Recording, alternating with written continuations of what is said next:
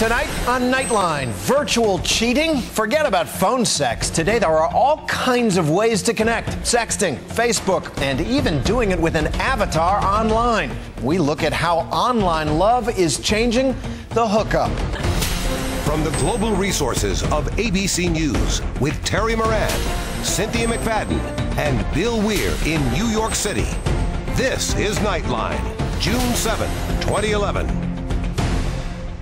Good evening, I'm Terry Moran. Well, Congressman Anthony Weiner is now a pariah in his own party, with the latest report being that House Minority Leader Nancy Pelosi is upset that he didn't warn her of the extent of his misdeeds until right before his bombshell news conference yesterday.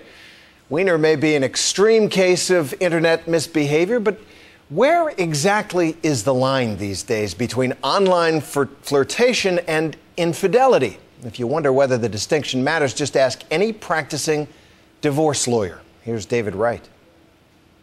To be clear, the picture was of me, and I sent it.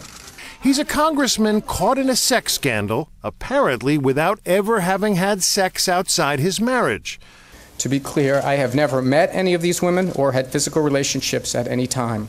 The woman who was the intended recipient of this picture confirmed to Chris Cuomo that, at least in her case, he was indeed telling the truth. It was just internet kind of chitty chat. Yeah, it was stuff. Nothing like a relationship, nothing like that whatsoever. It was just like, hey, I think you're hot. Okay, huh.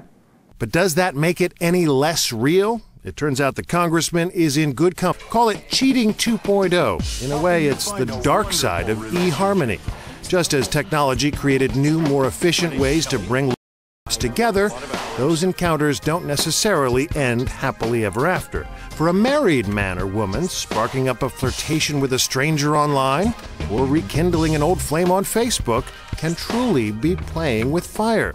How often do the emails or the photos end up as evidence in the divorce proceeding? The emails come up almost in every divorce case that we have. In a recent survey by the American Academy of Matrimonial Lawyers, 81% of divorce lawyers reported an increase in the use of evidence collected from social networking sites. Before, we'd have to hire a private investigator and go get the dirt on somebody. Now people post their own dirt on these sites. And we're not just talking about the information people share publicly. Divorce lawyers get access to all the messages and chats, including some deleted items that a cheating spouse would prefer to keep secret. Since so much of our communication is done electronically, we're really leaving a history or a trail of everything we've done electronically somewhere. You're practically sending a postcard that anybody could read. Yes. And that's in the old days. We might find out about an affair through some letter that was sent or maybe a knock on the door. But now we have a basic running transcript of the entire relationship available online. The first virtual political sex scandal, thanks to David Wright for that.